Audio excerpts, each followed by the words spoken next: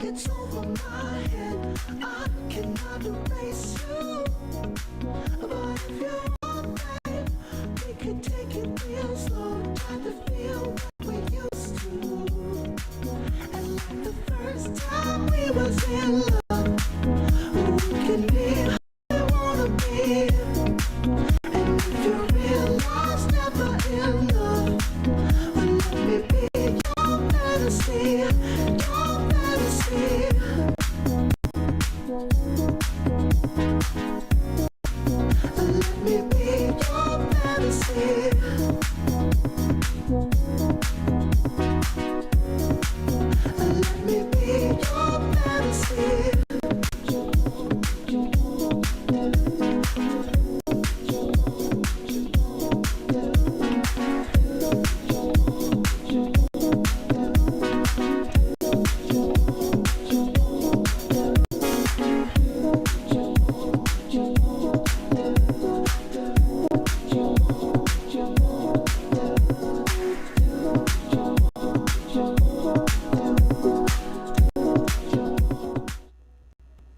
Good evening and welcome to Atlantis University School of Business Small Business Live Masterclass. I am your host, Dr. Maya Bird Stewart, and I welcome you and I thank you for thinking enough of us that you would join us on this evening. I have an awesome panel that will join us on this evening and that will share in terms of providing us with details on steps that you should know before launching your small business. So without further ado, I'm going to have our panelists, if you will, take a minute or two just to tell us a little about yourself and your background. We'll start with Mr. Barrington here. Good evening, everyone. Welcome. So my name is Barrington Eady. I'm a CDFI loan specialist. What I effectively do is I work for a CDFI, and what a CDFI stands for is a community development financial institution. So kind of what the difference is between that and a bank, right? We get our funding from the Department of Treasury, and what we specifically focus is on community lending. So we look to help minority business owners, women business owners, right? And we look to help them in terms of funding, because traditionally what we found, those communities have had challenges in terms of accessing affordable capital. So we fill that gap in terms of helping them to access that capital that's needed to grow their business. We'll have Barrington, if you will, pick up your handheld mic and, okay. Hello. Turn it on. Okay. Here. Okay. There we go. So yes. So my background in terms of from a financial, so I was on the other side. I was a banker for over 18 years, and I've worked with some of the largest institutions. So I've seen it from the bank side, and now I've joined the other side because I've been looking to be more impactful in the community and help in access to capital. So I would love to share and answer any questions that I have later today in terms of for those who are looking to access capital and kind of what that looks like. So thank you for joining. Thank you, Barrington. We appreciate it. So we will now have our very own Arthur Lyons, if you'll tell us a bit about yourself and your background. Yes, be happy to. Good evening, everybody. Happy to be here with you tonight. My name is Arthur Lyons. I'm a professor here at Atlantis University. I teach a range of business courses, and marketing is my special love. I'm a career marketing specialist. I grew up in New York City and worked in New York City for marketing agencies there, which brought me down to Florida. And I worked for agencies large and small here in Florida, and have developed my own agency, a small agency, helping clients mostly in the high-tech and education area. So now I teach marketing. I've been teaching here at Atlantis University for a number of years, and I really enjoy teaching marketing and talking about it today. So thank you very much. Awesome. And we enjoy having you here at Atlantis University, Professor Lyons. Thank you. And last but certainly not least, Yinka, if you will, tap in. Good afternoon or good evening. My name is Yinka Majekodumi. I'm a CPA, Certified Public Accountant, and my specialization over the past couple of decades have been in private public organizations, and I've worked a lot in government. I've also consulted for a lot of tech startups in Miami's ecosystem, specifically early stage startups. And I've also been an advisor to both businesses and individuals for a few years now. So I hope we have some interesting questions tonight. We'll have a good time. I'm looking forward to it. Thank you, Yinka. And yours truly, again, I'm Dr. Maya Bird-Stewart. I am former Dean of Atlantis University. I serve as a professor at Atlantis University, and I am also a business consultant for the last 24 years. I've had the pleasure of working in the South Florida community. And so being here at Atlantis University, still being affiliated and attached to the School of Business, it's really a dream come true. And so tonight's venture is to allow for the panel of experts that we have convened to talk to us about the steps that we should take prior to launching a small business. And so our audience, we are fortunate to have our business class, our MBA students who are just stellar students. Always a pleasure to work with you all here at Atlantis University. And so we hope that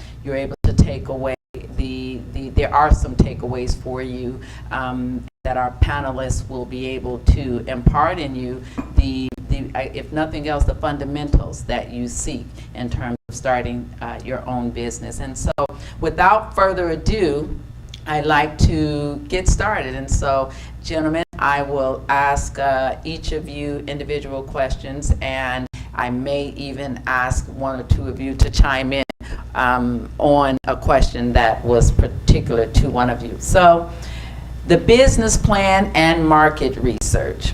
Starting there, I think we all can talk about how important a business plan is and how important market research is when it comes to starting your own business. I'll let either of you in a minute or two or less. What would you like to tell us about a business plan? How integral is the business plan to your desire and to your endeavor to start your own business? Professor Lyons? Certainly, I'll be happy to talk on that. The business plan is very important because it helps you get organized in terms of what you're trying to do. You might have a great idea. Entrepreneurs have a special way of thinking. Yes. They can get very creative. They can look at things differently than most people do, and they're not afraid to take risks, where a lot of people might say, I don't know, that sounds risky. An entrepreneur will say, yeah, but look at the opportunity, and they'll go for the opportunity. So I like that about them. But you need to have a business plan to back up that idea. And the business plan can let you think through, as a professional, how good this idea really is. Are there really customers for it? Are there a number of customers that would be interested enough to buy it? What are the competition like? Is it likely that the competition's going to, wipe you out, take over? Can you hold your own against maybe stronger and bigger brands and competition? Things like this in the business plan have to be spelled out. What are your costs? What kind of revenue can you expect? When can you expect to break even? The business plan will help you develop all of that, from staffing to operations to your process.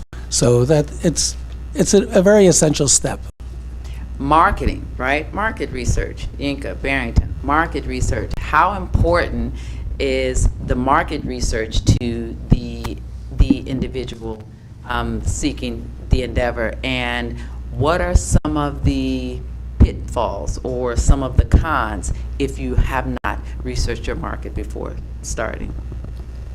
Sure. So that's the genesis of when you're doing your research, right? So when you're doing market research, you really got to hone in terms of specifically who the clientele that you're trying to serve, right?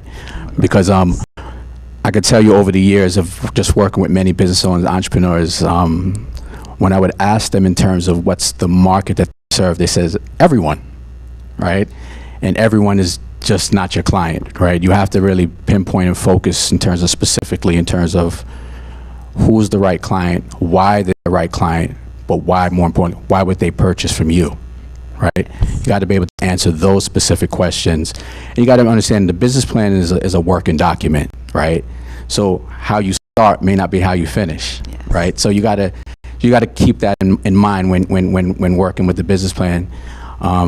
As my colleague said before, when looking at it, it's kind of putting your thoughts on paper, right? And you may come up with 10 things that actually don't make sense at the end of the day. So you scrap it and you say, listen, we go back to the drawing board. Let's start something else different that makes sense, right? But it's a measurable action. Another thing that I think is key with the business plan from a lender's perspective, when I look at a business plan, the first thing that I look at in terms of who's the team. So who's the team behind the business, right? So it's very important that when you're putting your business plan together, do you have the team that can execute on that business plan? So meaning, right, have they done it before, right? What has been their results, right? Because I want to have confidence when we're lending to that business that there's a team behind it that has kind of thought this out and they have experience. So that's one of the real key parts that from a lender's perspective we'll look at the team, right? And then last, I'll just say in terms of with the business plan, I think it's very important in terms of to have some sort of exit strategy as well. But yet you think about what that exit is, whether you're going to sell the business in X amount of years, whether it's going to be a family business that you plan to have a succession where family is going to run. I think it's good to think about these types of things. And again, it's a working document, but the business plan helps you put that in perspective and get your thoughts on the paper. And I like that you say that, Barrington, because the exit plan is not often included within the business plan. The exit strategy is not often included within the business plan. And I'm definitely like that you brought that up. Incorporating your business, Yinka. So now let's talk about, so we've identified the market. We see that there's a need, right? Someone said something earlier, I think, Arthur, you said something earlier about risk and the person, a business person taking risk. Well, if you look in the dictionary under entrepreneur, the word is risk, right? That's what an entrepreneur is, a risk taker. But when we get beyond assessing the market, when we get beyond the business plan, we're ready to now incorporate.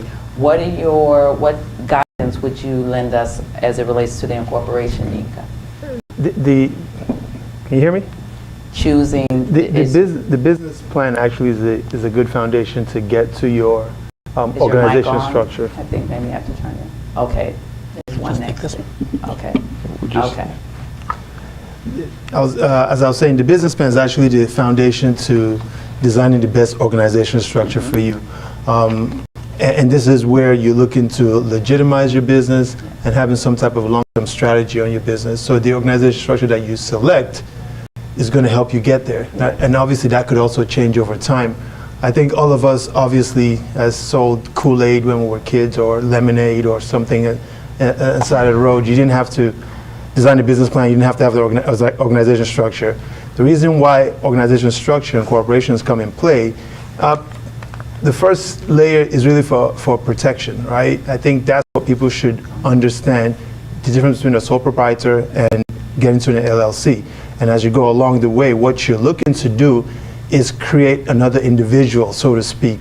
We often see our business as ours. One of the biggest mistakes, and I'll put this in, is business owners often think their business is theirs, right? You want to think of it as a separate entity, and that's how you get disciplined about how you manage your business. Yes. Because once you incorporate, now you create another individual, and not just the incorporation structure or the corporation structure. You have to also have an EIN number. So now, think of it as a social security number, right? That you've told somebody else, the IRS is that person, that this person is separate from me, this business is separate from me. And so when you have your LLC, what you don't want to do is spend money from your business as a personal expense and things of that nature to begin to create this collusion of personalities or people and corporations. So the idea is to evolve your business through the organization structure, but become disciplined about where you want to go. I think I'll close out with this. There's several different options. I don't know if we're going to talk about it. I started with LLC because that's normally the first thing people start with, just to give yourself some asset protection, a little separation between you and the business, because if someone slips and fall in your business, you don't want them to sue you. You want them to be exposed only to the business side. So we start with LLC. Obviously, people evolve into S corps and then C corps and whatever extension you could make out of your long-term journey or your transition. I think you make that decision along the way, but you normally would start with an LLC just to start as a basic protection between you and your business. And I would agree. As a business development consultant, I have to say this, early on in my years in helping businesses start, LLC was always the go-to. Nowadays, I really look at the structure and it's LLC, but I really like the S corp. And I do, again, it just depends on your own as the individual, right? If you're married with family, with children, an S corporation may be better, because I say that because if you're looking for lending, right, you've got to present those tax returns. And so do I want you to know all of my family business, or do I just want you to know the business of the company? And so under the S corporation, we're able to do the 1120S, which is just details about the corporation. And so if you're one-man show, kind of small, I like the LLC. If you've got, a little more, maybe if it's a partnership and there are a little more, assets or more involved, I typically like to start out or recommend the S corporation. And I could, listen, you all are the bankers, now you're the lending, so I could be a little wrong. I'm the chick that helps start the business up. So, but I also have partners like you all who help us on the accounting and or the tax and the strategy side. So good, thank you, Yinka. And so assessing competitors, right? And so Professor Lyons, I'll come to you because you've taught many classes here at Atlantis University. And so while the classroom is more so the academic piece, right, from the real world standpoint or the practical standpoint, I think you and I, probably all of us, have that experience as it relates to assessing competitors. And so a SWOT analysis and environmental analysis, tell us what you would share and what should be the takeaway when we talk about starting your own business and assessing your competitors. Certainly, very important to know your competition. Who are you up against? A good thing to do is the SWOT analysis, not only for yourself, but on your competition. So what are their strengths? What is their unique identity? Why do people buy from them? What are their weaknesses? What maybe flaws that they have? A very large corporation, that can be a weakness. They're not as nimble. They can't move and be flexible as a smaller corporation. What are the opportunities that they have and the threats that they have? You want to know that for your major competitors. You want to have an understanding of each of them and what they bring to the table. Why people buy from them? Why do you want to know that? Because you want to know how you can have people buy from you. What can you do differently that would appeal to your target market and offer to them some value, some convenience, some savings, relieve some pain points that they have in the way they do things that can help make that difference, so that when you analyze the competition and you look at them and you'll have a good understanding of them, you want to see how you're going to fit in there with them. You can anticipate that a smart competitor will try to duplicate what you're doing, being a smaller, startup. So you have to do something that is unique and has some personality for your company that's going to stand out and be different from them.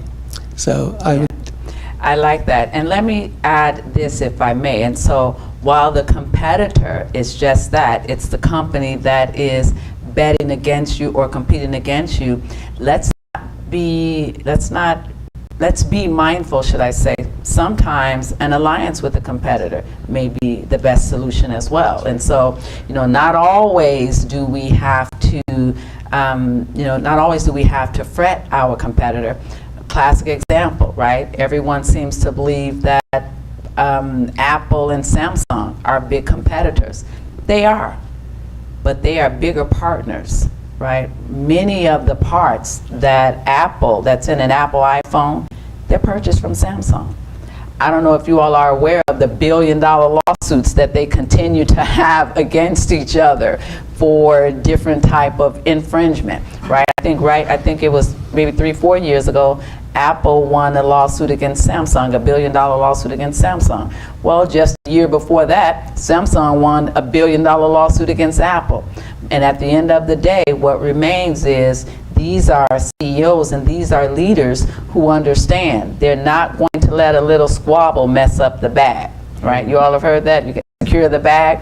Yeah, so I give an example on a larger scale of Apple and Samsung, just to talk about the partnership. I've been a small business when it's convenient, right? and when it's not, I'm not a small business, and that's a joke. But even myself, there are firms that do the same thing that I do. And when I find that it's in my best interest to partner, right, I don't think twice. I don't give it a second thought about approaching that firm and inviting them to partner with me to move forward on business. So competition is real, competition is there. Always know who your competition is, and at the same time, don't be afraid. Let's not miss opportunities because we are so focused on the other being a competitor and not able to see the partnership that may exist. I can address that quickly before we move on with the example of the mattress in a box business. So think about mattresses. For years, when you wanted to buy a mattress, you go to a mattress store. There's leading mattress brands, Sealy, and you lie down on the mattress, you test different ones, and you try one. You say, okay, I'll take this one, and then you have to get it home. Maybe it takes a week for them to deliver it to your house and install it. So these companies are very well established. They're leading in their field. And companies come in and they look at this competition, they say, how can I break into this? What are their strengths? Their strengths are the store, where they can show their product. So they come up with a technology where they put the mattress in a box, cardboard box, delivered to your front door. You bring the box into your bedroom. Purple has this, Lisa has this, Casper has this, a number of brands now.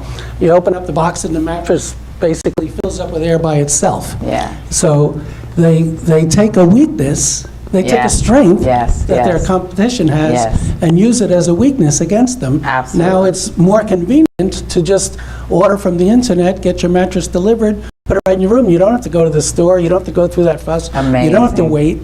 So a good example of and it works managing just as, I agree. Great example, Arthur, great example. Financial forecasting, right? So revenues, expenses, return on investment, break even. Yinka, start, and Barrington will have you chime in as well. Well, I think part of the business plan should include forecasting. Absolutely.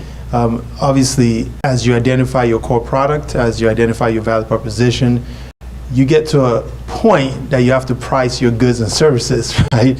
And I think that's part of how you begin to create the revenue model. And That's what I'll call it for this conversation.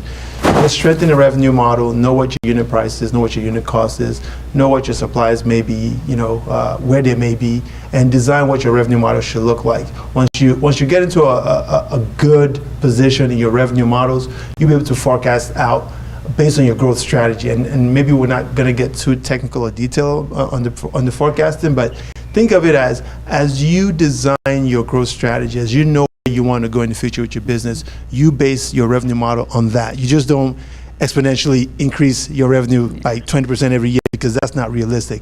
But if you know you have a site in Atlanta this year and you're going to add 2 more in Wisconsin and Alabama, you project based on that. So there's a different type of mentality you use when you design your revenue model.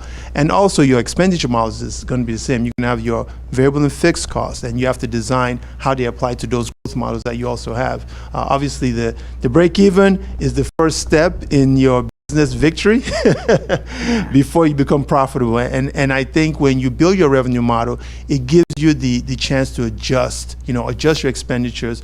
It gives you an idea of what to manage. Are you having too many people too early? Are you buying too much infrastructure too early? All that design in your forecasting helps you make those decisions to get to break even and hopefully profitability, which is the goal. Calculating your return on investment and measuring your success. Barrington? Absolutely. So,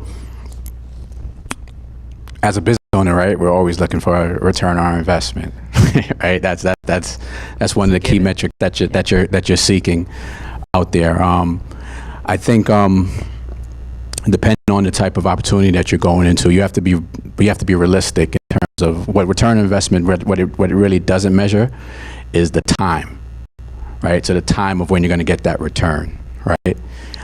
So I think when you're looking at a return on investment in terms of for whatever venture that you're going into, you have to have some realistic values in terms of specifically, especially if it's a startup, right? It may take you a few years to hit critical mass where you're actually making an actual profit, right? If that's your model, right?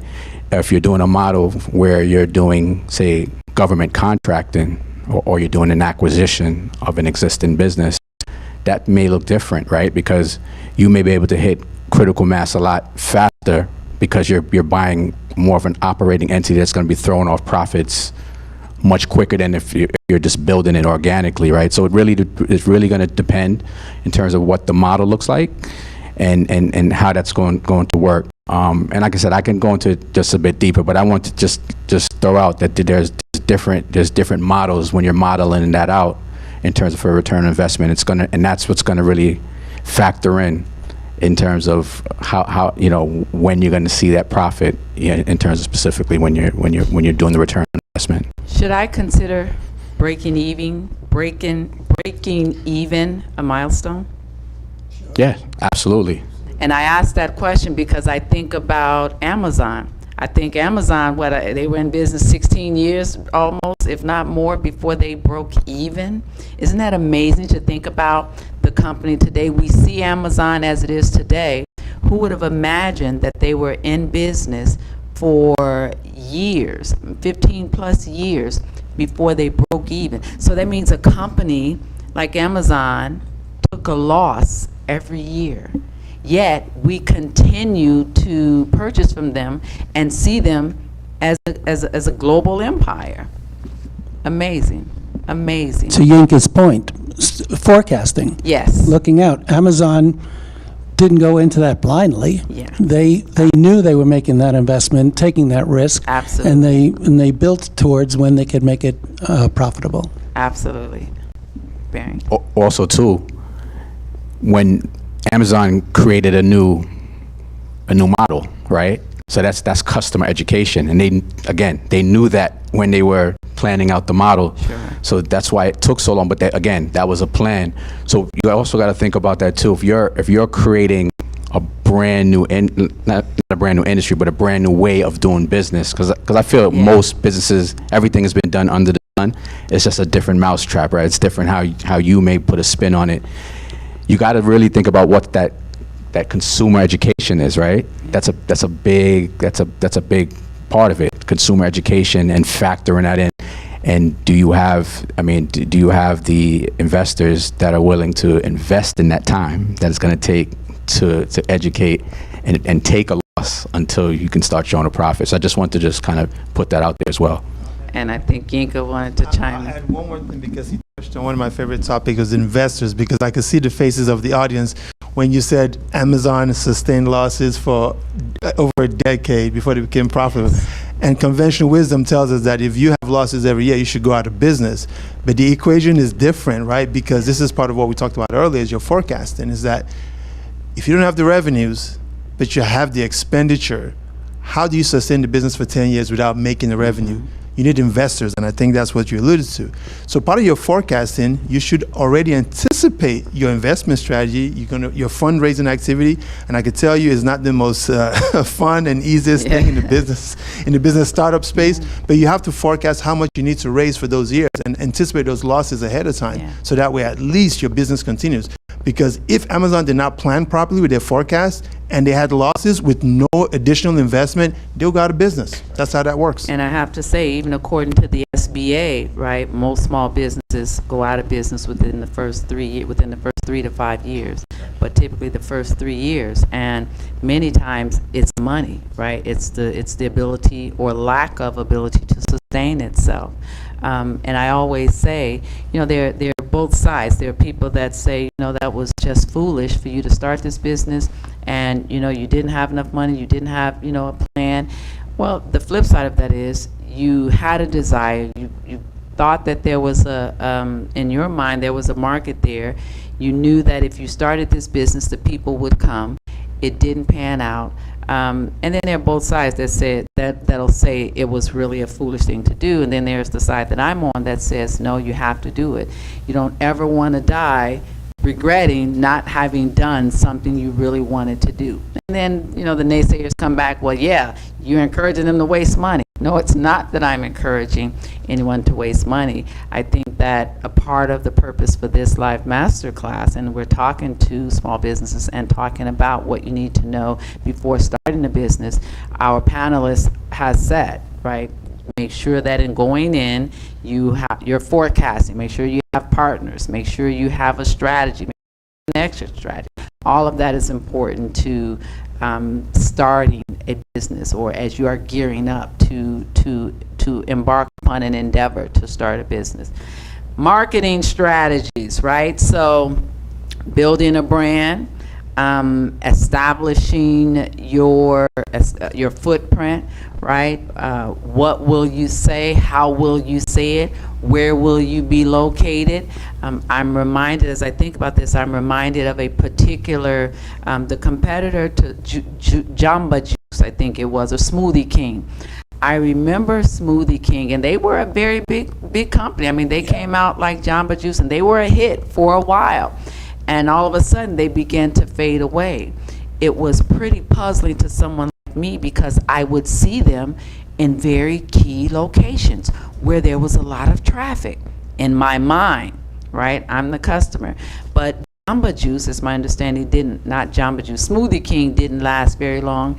And one of the things that their CEO talked about is that they weren't in the right locations. How do you be such a monster, right? Such a conglomerate and not be in the right location? And so, marketing, Professor Lyons.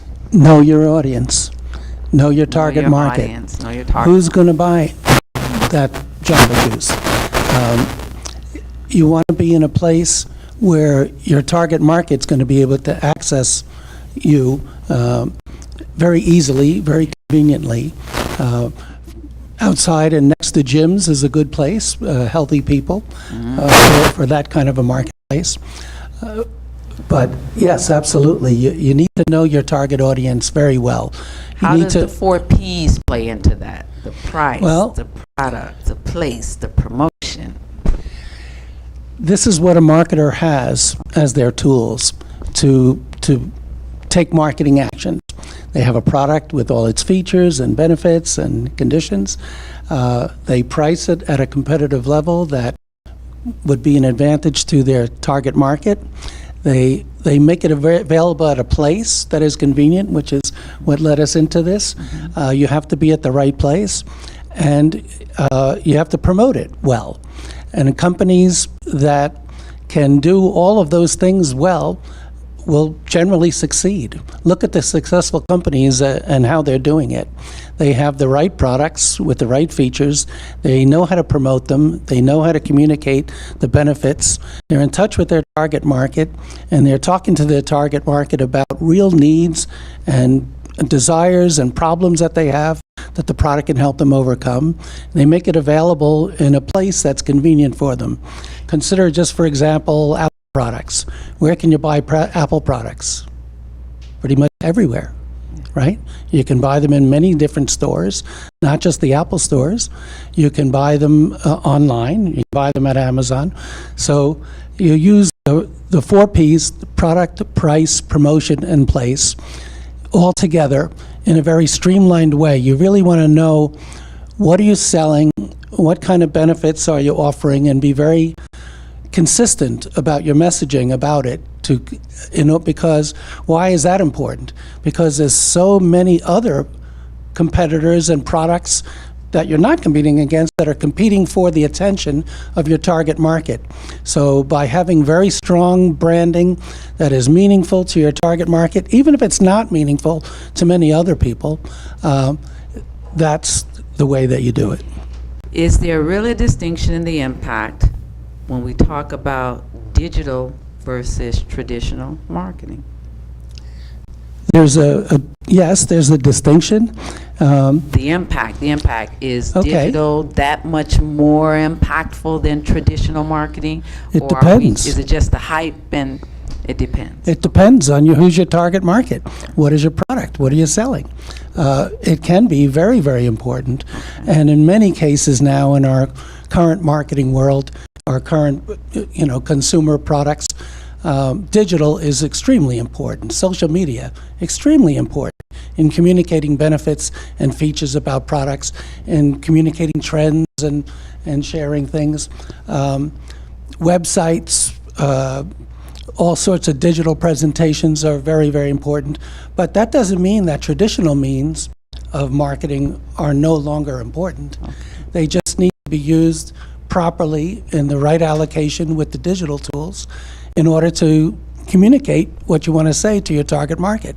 Are you dead if you're not on social media? Are you destined for doom, and or are you dead if you're not using social media to market your company?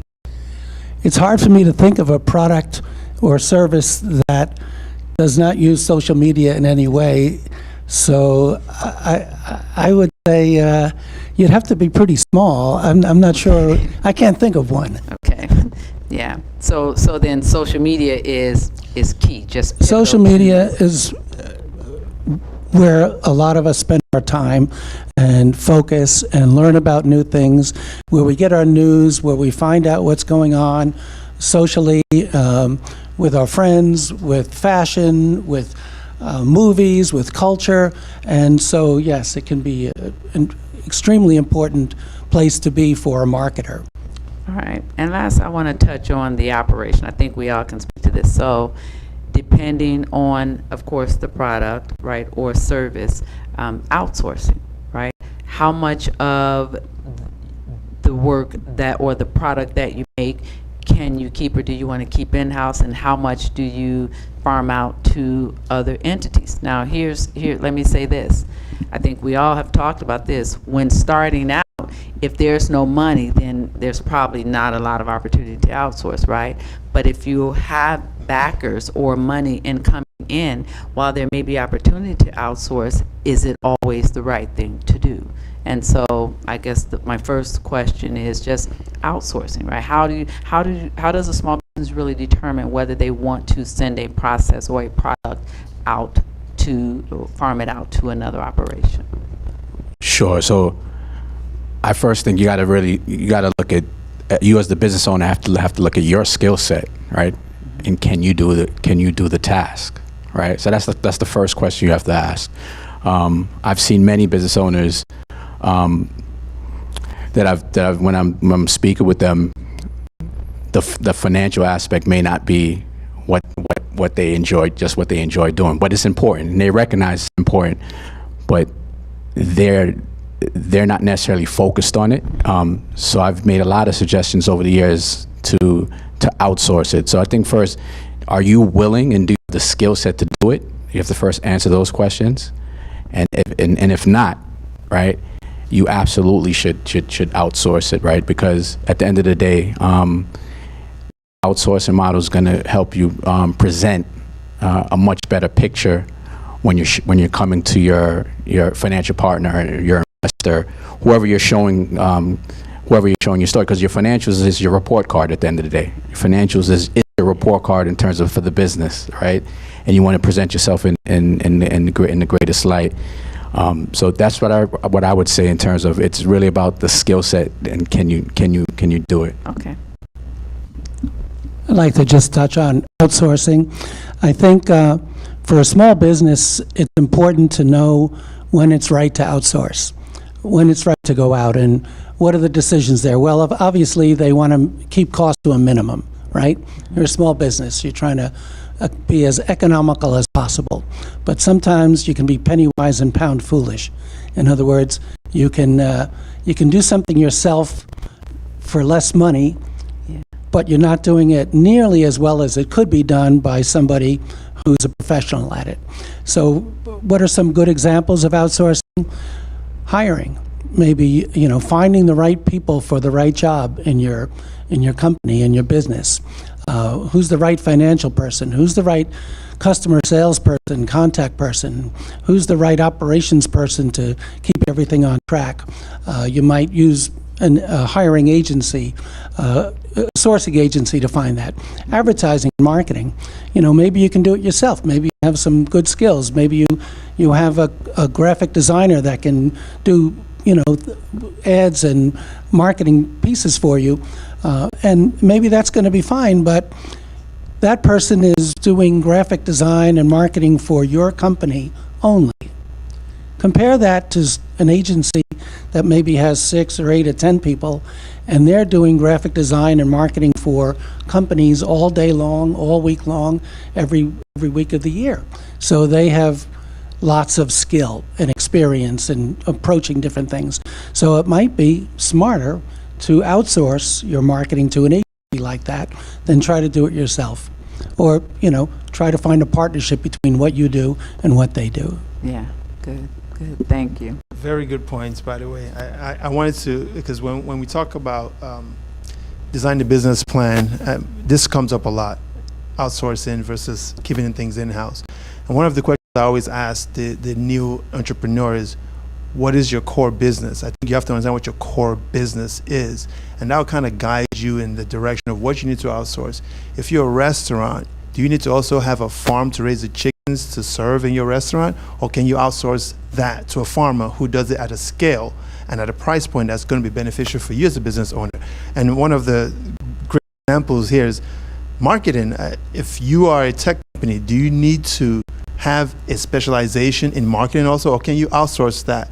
Because your core business is not marketing. I think if you design your business plan to have a great understanding for your core business, you could decide what to outsource over time. And as you grow, obviously, there's going to be a lot more things in-house. But you have to understand what your core business is, what your core business needs, and who could do the other work at scale that costs you less money. Yeah. Awesome. Well, any other thoughts, anything else you want to share? Because at this point, I'd like to open it up to our audience because I'm sure they have tons of fabulous questions for us. But any last thoughts or any lasting thoughts that you all would like to impart on any of, whether it's branding, marketing, forecasting, return on investment, business plan, anything you want to throw out there? I'd like to share one bit that I was thinking about as we were thinking about this session, and that is with marketing, identifying and solving a marketing problem. So you have Crocs, right? A good brand. They make a very comfortable shoe that is very much in style. It comes in 20-something different colors. It's been around forever. It's gone through periods where people thought it was the ugliest thing to it's the coolest thing. Crocs is a company that has then looked at opportunities to expand and do that by seeing what are they really all about. What is at their core? At their core is expression, self-expression. So they identify trends that are very popular in society. For example, Minecraft is a very popular game that you may know about, I'm sure. It's been around 15 years. It has, here I wrote down the number, it has 174 billion people that play Minecraft around the world. Wow. Crocs made a Minecraft shoe with Crocs with Minecraft gibbets that you can design and make it, as Minecraft as you want, and that shoe is very popular. Crocs has done a similar type of thing for Hello Kitty, for Star Wars, for other very popular cultural series going on. So here's just a very good idea on how to expand your business, how to develop your client base, and how to become relevant again, having been around a while. Maybe you were thought of as an old-fashioned or has-been. No, now they're fresh and new, and keep coming up with new types of innovations to keep the brand fresh. Awesome. That's the Crocs is a great example of reinventing yourselves, and also a great example of the partnerships that I talk about, right? Not everybody is a competitor, and even if they are, it doesn't mean they can't be a partner. So we're ready. Pooja, who has questions? Is there anything that you'd like to ask? Is there clarification on any particular question? Pooja will stand and she will hand the mic around for us. Yes, thank you for the session. I've got two questions. We talked about how companies like Amazon are backed by big investors with pretty big investment, which is helping them stay afloat in the business. But when we talk about small businesses who are not necessarily backed by these investors, who do not have access to these funds, and could possibly be bootstrapped, meaning like they're self-funded, how does a small business navigate its way to achieving that break even faster when they are self-funded? Number one question. And number two question is, as you also mentioned, that how longer it can possibly take for a business to cater to the critical mass. For small businesses, especially when they have lesser funds, lesser marketing resources, how do they achieve that sort of level of brand awareness as soon as possible? Because as far as I know, a small business entrepreneur wants to do it fast. They want to have money coming in as soon as possible. So that's my question. Well, first, I'm going to certainly give this to the panel, but the first thing I think I'd like to say in listening to you is, we've heard it over here, you have to be realistic, right? So waking up, day one or day two, and having achieved all of your goals is probably not likely, right? And so you said something key. You said, as a small business, how do you reach those goals quicker, right? How do you become successful quick? It's kind of like what I'm hearing, like how do you get there faster because you're a small business and you're not an Amazon or you're not an Apple? And one, I think certainly the realization of just who you are and what you are, right, as a small business.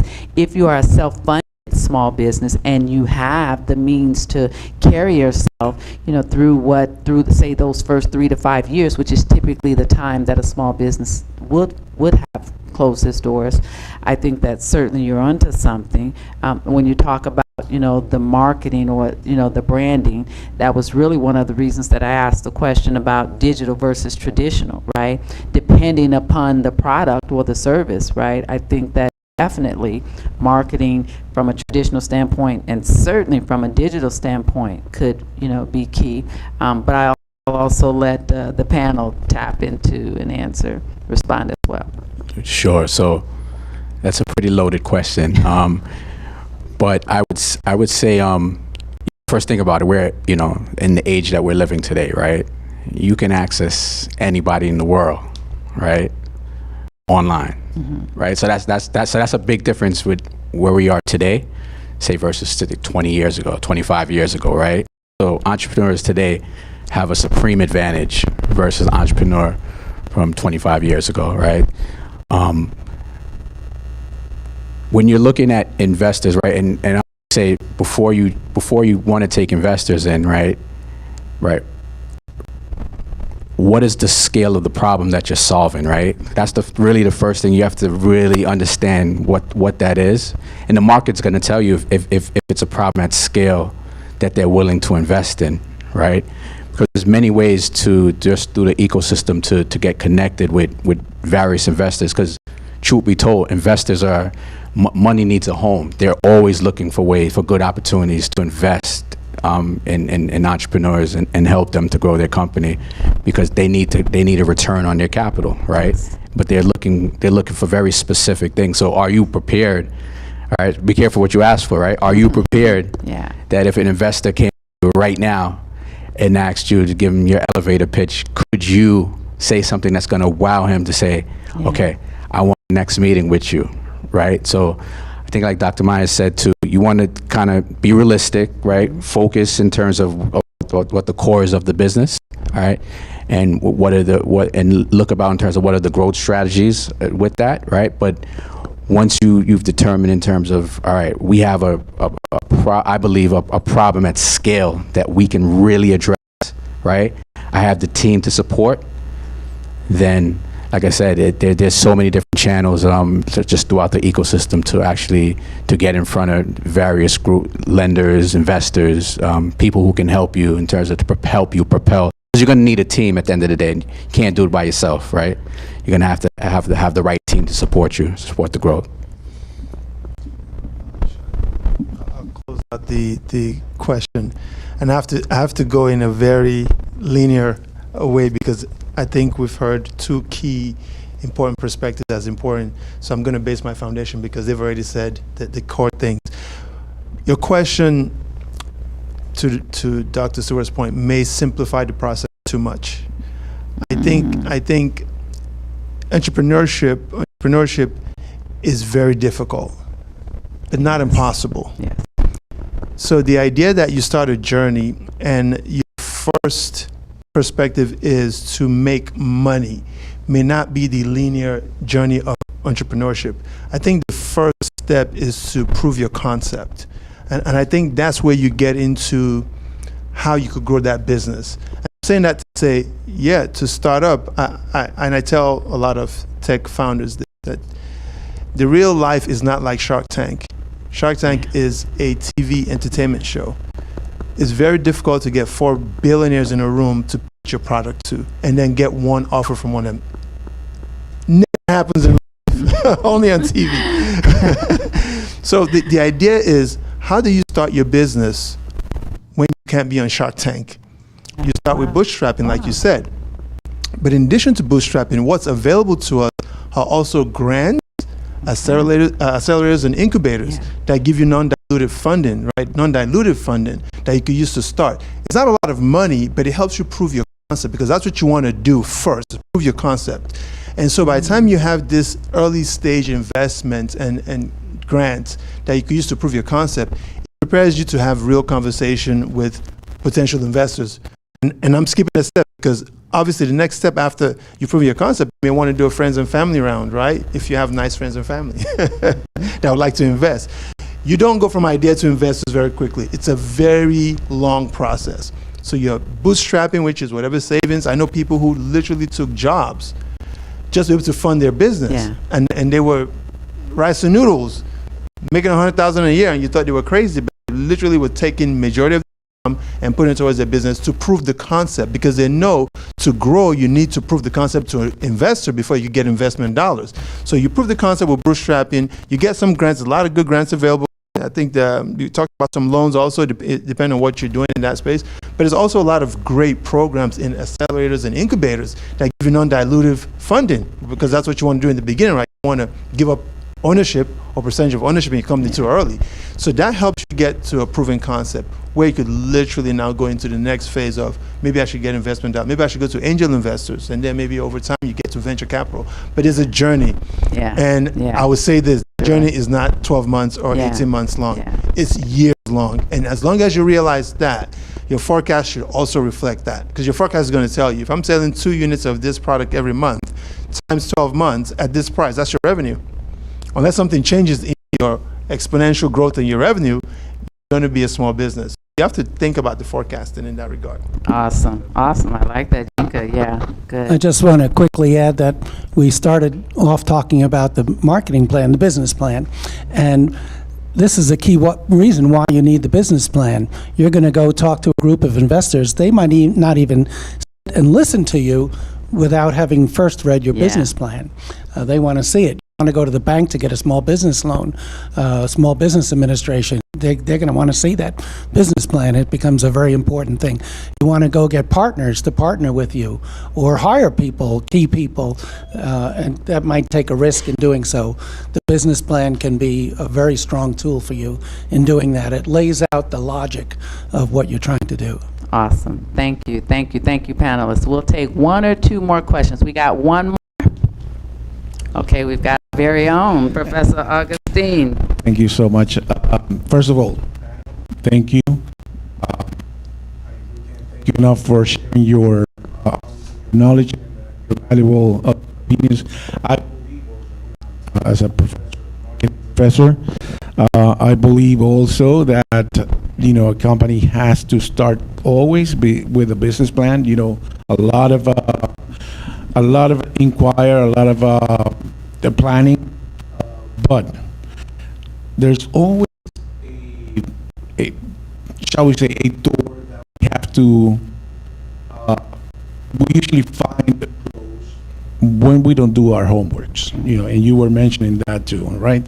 So I have a lot of questions, but I'm just going to go ahead and ask about this. When it comes to finance, right? Especially now in an inflationary economy we are in. I remember because I used to work in the budget and the costing department at the company, and we had shall we say, our business was facing actually better. Thank you. So our business at the time was facing a lot of problems due to that, to inflation, right? So when it comes to, you can do, the best business plan that there is, but when it comes to inflationary economies, they tend to obviously fall off track, and sometimes business suffer a lot. Mm-hmm. So when it comes to finance, the beginning finance, in exactly in the place where you are, because we are all minorities here, or we're all, shall we say, in that special group. Is it only at the beginning, or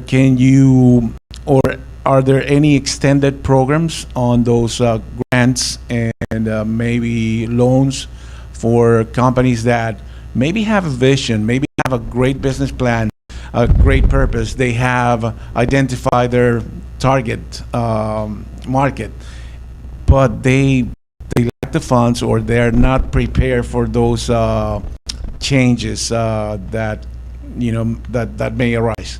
So can you elaborate a little bit more on that? And thank you.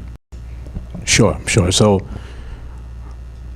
let's take the community fund for instance. So if you're coming to us as just a true startup, right?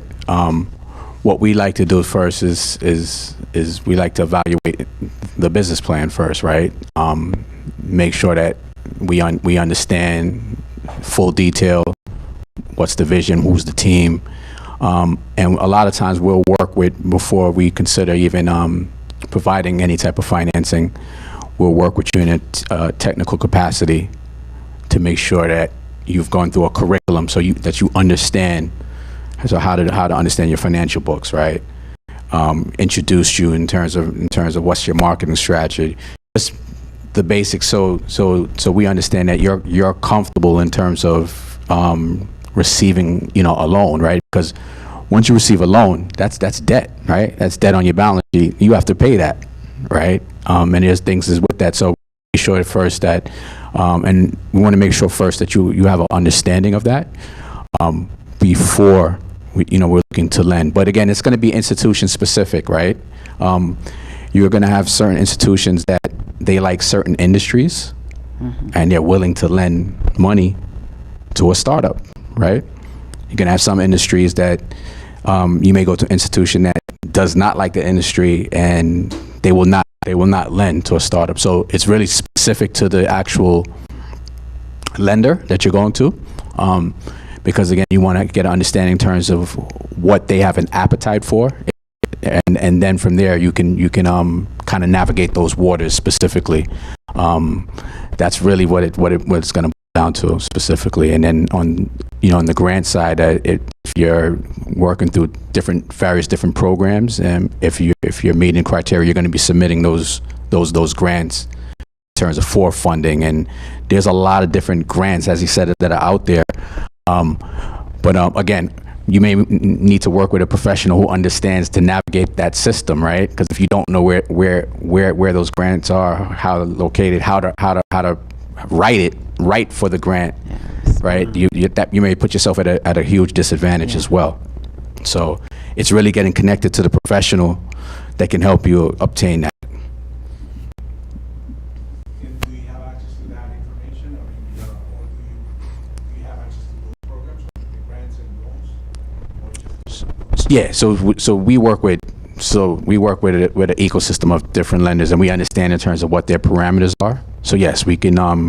If it's not something that we can do, we can connect you in terms of folks that have specific can help you. And then we're always looking to add new grant providers, lenders because like I said, we work as a community lender, but we understand that through partnership is how we can really help businesses grow.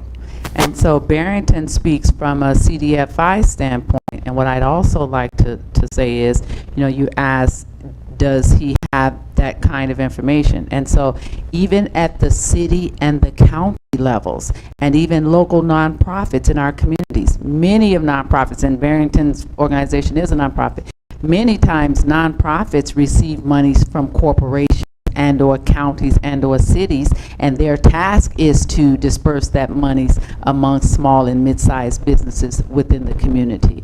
So not only will you find an agency such as a CDFI or like Barrington's that you can get that kind of information from, but don't sleep on the county, right? Calling the Economic Development Department at the county, calling the Economic Development Department at the city, right? Doing a Google search for local nonprofits in the community, or nonprofit organizations in Broward County, nonprofit organizations in Miami-Dade County, because many times those kinds of entities money is funneled down from a state and a federal standpoint and a county standpoint, and their job is to put those monies out on the street. A lot of times faith-based organizations oftentimes receive monies from a federal and a state entity, and those funds are supposed to be distributed out to soup kitchens, right? Nonprofits such as soup kitchens, or nonprofits such as child welfare kind of organizations. So don't sleep on the locals, right? Don't sleep on some of the local entities as well, I'd say, across them. All right, so with that being said, I said that this would not take long, and it has. And I wanted to be respectful and mindful of our time, certainly of our panelists and of your time. And so if that wraps up the questions, I'd like to thank everyone for being here, and thank our live audience for tuning in. Certainly, you could have been anywhere, but you chose to be here tonight with us. And Atlantis University, we are a university located in the heart of Miami.